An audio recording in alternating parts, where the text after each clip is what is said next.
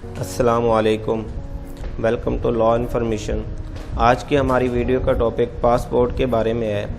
Passport कितनी इकसाम का होता है, पासपोर्ट की कितनी फ़ीस होती है, पासपोर्ट के हसूल के लिए किन मराइल से गुजरना पड़ता है, ये सब कुछ आज हम इस वीडियो में कवर करेंगे। आइए व्यूअर्स अपने टॉपिक की तरफ चलते हैं।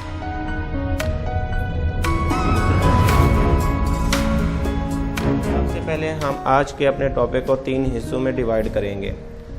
पहला हिस्सा जो है उसमें हम ये देखेंगे पासपोर्ट कितनी इकसाम का होता है। दूसरे हिस्से में हम पढ़ेंगे जी इसकी फ़ीस कितनी होती है, फिर इसके बाद इसका प्रोसीजर क्या होता है कि पासपोर्ट कैसे हासिल किया जाता है। आइए व्यूअर्स हम बात करते हैं कि पासपोर्ट कितनी इकसाम का होता है। पाकिस्तान में पासपोर्ट 3 इकसाम का जारी किया जाता है। पहला पासपोर्ट जो है ordinary passport, diplomatic passport, official passport. ये 3 इकसाम के पासपोर्ट पाकिस्तान की तरफ से जारी किए जाते हैं। सबसे पहले हम डिप्लोमेटिक और ऑफिशियल पासपोर्ट के बारे में बात करते हैं। डिप्लोमेटिक पासपोर्ट किसको जारी किया जा सकता है, आप पैरा 45 के अंदर इसको देख सकते हैं। इसमें यह बताया गया कि president of Pakistan, prime minister of Pakistan, chairman of senate, speaker of national assembly, chief justice of Pakistan, governors of provinces, chief ministers of provinces और इसके अलावा फेडरल और प्रोविंशनल जो मिनिस्टर्स हैं उनको भी, अटॉर्नी जनरल ऑफ पाकिस्तान, साबका जो सदर होगा और साबका वज़ीर आज़म उसके बीवी बच्चों को, x chairman of senate and x speaker of national assembly, special assistants of prime ministers, the secretary ministry of foreign affairs. इसके अलावा और भी बहुत सारे हैं जो आप इस पैरा 45 के अंदर देख सकते हैं।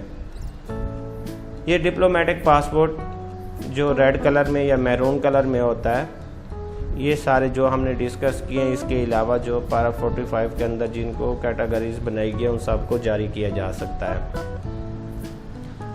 इसके बाद ऑफिशियल पासपोर्ट। ऑफिशियल पासपोर्ट के पैरा 9 के अंदर ये बताया गया कि ऑफिशियल पासपोर्ट किसको जारी किया जा सकता है।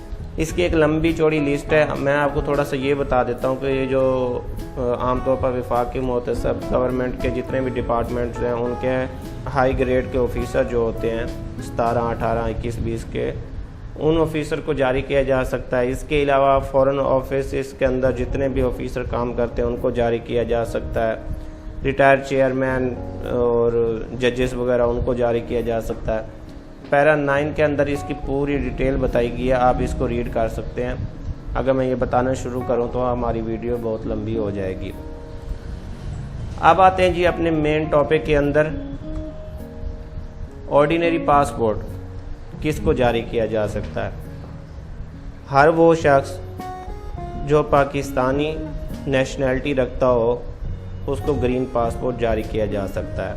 ये तो था व्यूअर्स पासपोर्ट की इकसाम के बारे में कि कितनी काइंड्स के पाकिस्तान की तरफ से पासपोर्ट जारी होते हैं।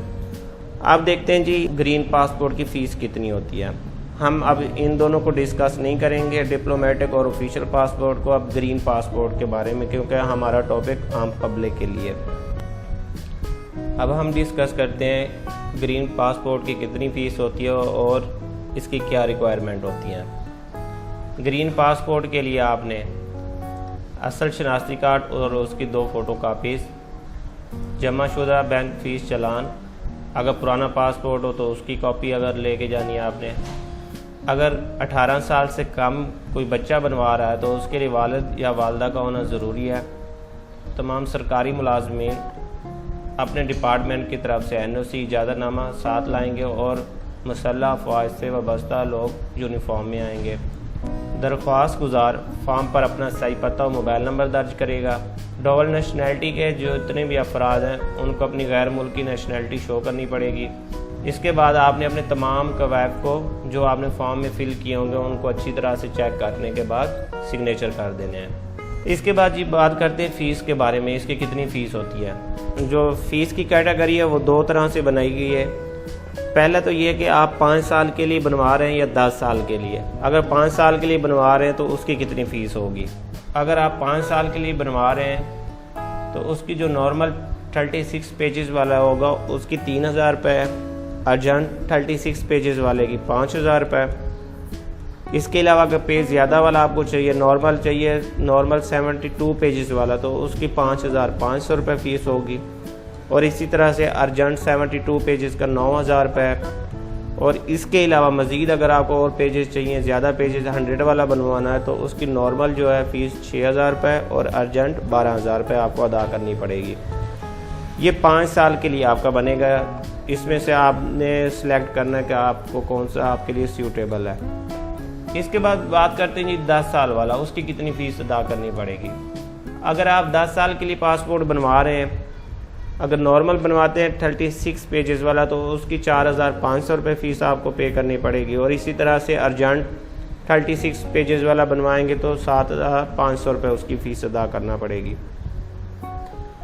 उसमें अगर नॉर्मल बनवा रहे हैं 72 पेजेस वाला 8250 है, और इसमें अर्जेंट बनवा रहे हैं 72 पेजेस का, तो उसकी 13500 रुपये फ़ीस अदा करना पड़ेगी। 100 पेजेस वाला नॉर्मल बनवा रहे थे 9000 रुपये, और अगर 100 पेजेस वाला अर्जेंट बनवा रहे हैं तो 18000 रुपये आपको फ़ीस अदा करना पड़ेगी। अब आपको कौन सा बनवाना है ये आपने डिसाइड करना है। पहले तो आपने ये डिसाइड करना है कि आपने 5 साल के लिए बनवाना है या 10 साल के लिए। उसके बाद फिर आपने इसके पेजेस डिसाइड करने आपकी कौन सी रिक्वायरमेंट है। अगर तो आप हज उम्रे के लिए जा रहे हैं, क्योंकि आमतौर पर ऐसे होता है कि आप उसी वक्त ही पासपोर्ट 1-2 महीना पहले बनवाते हैं, उसके बाद अपनी लाइफ में 1-2 दफ़ा आप हज उम्रा करने जाते हैं, बस उसके बाद आप अब्रोड नहीं जाते। तो फिर तो आपको चाहिए आप 5 साल वाला बनवाएं और उसमें भी 36 पेजेस वाला बनवाएं। अगर आप रेगुलर ट्रैवलिंग करते रहे कंट्री से दूसरे कंट्रीज़ में, और आपको पता है कि मैं अगर एक कंट्री में जाता हूँ 1 या 2 साल के लिए या 5-6 महीनों के लिए स्टे करूँगा, तो फिर आप 10 साल वाला बनवा लें, उसमें 72 पेजेस वाला आप बनवा लें, ये आपके लिए ज़्यादा सूटेबल रहेगा। पासपोर्ट की फ़ीस आप नेशनल बैंक की किसी भी ऑथोराइज ब्रांच में अदा कर सकते हैं। उसके लिए आपने चालान फिल करना है। चालान फिल करने का तरीकाकार ये है कि इसकी 4 कॉपीज़ हैं। एक ऑफिस कॉपी होगी, डिपॉजिट करने वाले को मिलेगी, एक ट्रेजरी कॉपी होगी और एक बैंक की कॉपी होती है। आपने बैंक में फ़ीस सबमिट करवानी है तो 2 कॉपीज़ बैंक रख लेगा, 2 वापस करेगा। आपने एक कॉपी अपने पास रखनी है और एक ऑफिस में जमा करवा देनी है।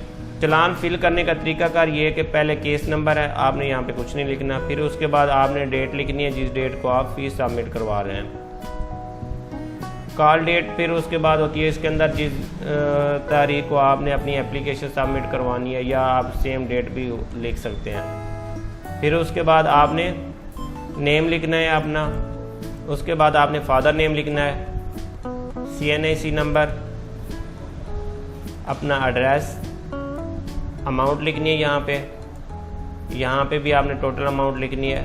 ये आपने वो अमाउंट लिखनी है कि पहले आपने डिसाइड करना है कि कौन सा पासपोर्ट बनवाना है। ये आपने फ़ीस डिसाइड करनी है, उसके बाद यहाँ पे लिखनी है कि आप 36 पेजेस वाला 72 या 100 पेजेस वाला बना रहे हैं, उसके अकॉर्डिंग आपने यहाँ पे फ़ीस अपनी लिखनी है। इसके बाद आपने यहाँ पे वर्ड्स के अंदर अपनी फ़ीस लिखनी है कि जो आपने सबमिट करवाया। फिर यहाँ पे आपने अपने सिग्नेचर कर देने हैं। अब आते हैं जी पासपोर्ट के हसूल के लिए किन मराहल से गुजरना पड़ता है। सबसे पहले आपने एप्लीकेशन फॉर्म फिल करना है, उसके साथ आपने चालान की जो फ़ीस सबमिट करवाई होगी वो भी साथ लेके जानी है। आपने ऑफिस के अंदर सर्विस काउंटर में जाना है, तो वहाँ पे आपके काउंटर नंबर 1 पे पहले आपने अपनी एप्लीकेशन देनी है, और उसके बाद आपके CNAC वगैरह चेक होगा। फिर उसके बाद आपको काउंटर नंबर 2 अगले नेक्स्ट काउंटर पे भेज दिया जाएगा। यहाँ पर आपको टोकन नंबर इशू किया जाएगा और इसके अलावा आपकी तस्वीर उतारी जाएगी। इसके बाद यहाँ पे ही आपका डॉक्यूमेंट्स वगैरह दोबारा चेक किए जाएंगे। इसके बाद आपका नेक्स्ट काउंटर पे बायोमेट्रिक डेटा कैप्चरिंग होगा, फिंगरप्रिंट वगैरह। फिर उसके बाद आपका डेटा एंट्री, नेक्स्ट काउंटर पे आपने जाना है, वहाँ पे आपका डेटा एंट्री हो जाएगा। फिर वेरिफिकेशन होगी, आपका नाम ECL वगैरह में चेक किया जाएगा, आपका जो डेटा है नादरा की तरफ से देखा जाएगा, आपकी तस्वीर जो ID कार्ड पे है बिल्कुल वही आप खुद हैं या कोई दूसरा है, तो ये सारा कुछ वेरिफिकेशन होगी वहाँ पे। उसके बाद आपका सरसरी सा इंटरव्यू होगा, फिर इसके बाद आपको पासपोर्ट की डिलीवरी दे दी जाएगी। अच्छा जी, पासपोर्ट कितने दिन में आपको जारी किया जाएगा? जो नॉर्मल है वो 10 वर्किंग डेज़ के अंदर आपको मिल जाता है, और जो अर्जेंट आप बनवाते हैं वो 4 वर्किंग डेज़ के अंदर आपको दे दिया जाता है। इसके अलावा जब आपका टोकन नंबर लग जाएगा, आपके मोबाइल नंबर पे भी वो मैसेज आ जाएगा पासपोर्ट ऑफिस की तरफ से। इसके अलावा आप ऑनलाइन अपने जो एप्लीकेशन होगा उसकी ट्रैकिंग भी कर सकते हैं। जब पासपोर्ट बन के ऑफिस में आ जाएगा तो आपको भी मैसेज रिसीव हो जाएगा, अपना पासपोर्ट रिसीव कर लें। आपने अपना ओरिजिनल आईडी कार्ड लेकर पासपोर्ट ऑफिस में जाना, वो चेक करने के बाद आपके हवाले पासपोर्ट कर देंगे। अगर आप दोबारा नहीं जा सकते तो फिर आप कोरियर सर्विस के ज़रिए भी अपना पासपोर्ट मंगवा सकते हैं। व्यूअर्स, ये तो था आज की हमारी वीडियो का टॉपिक। मैंने कोशिश किया कि पासपोर्ट के बारे में आपको मुकम्मल तौर पर बता सकूं। फिर भी अगर मैं कुछ बताना भूल गया हूं या अगर मैं कुछ कवर ना कर सका हूं तो आपने मुझे कमेंट्स करना है, तो इंशाल्लाह मैं उसका आंसर आपको करूंगा। अल्लाह हाफ़िज़।